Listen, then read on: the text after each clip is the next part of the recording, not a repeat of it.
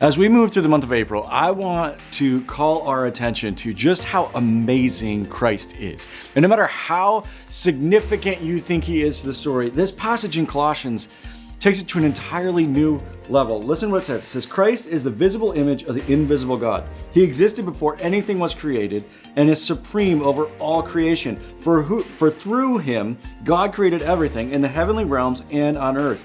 He made the things we can see and the things we can't see, such as thrones, kingdoms, rulers, and authorities in the unseen world. Everything was created through him and for him.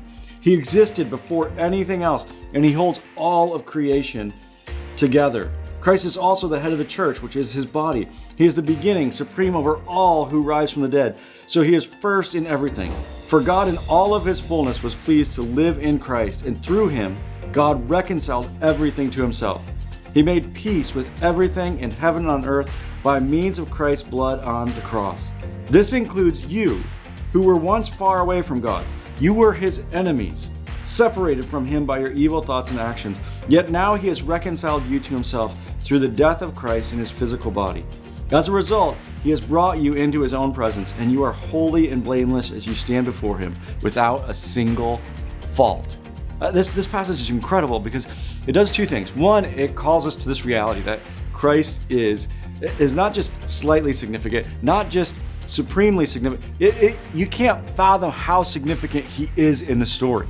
And it's not just what you see happen on the cross. Before this whole thing, all of creation was created through him, not just what you can see, but what you can't see. You see this just expanding the significance, our understanding of Christ's power, our understanding of just how supreme he is in everything, which can cause one of two reactions. We walked through this in our recent series, this idea of meekness, that meekness isn't a lack of power, but meekness is power under control.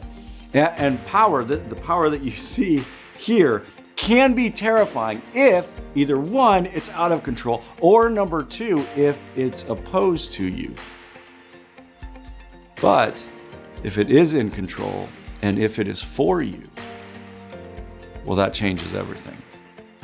And this passage not only calls us to the supreme nature of Christ, but the fact that he chose in his power under control to come and to reconcile you to himself, which should bring us phenomenal security. And it's my hope that you'll experience that this month.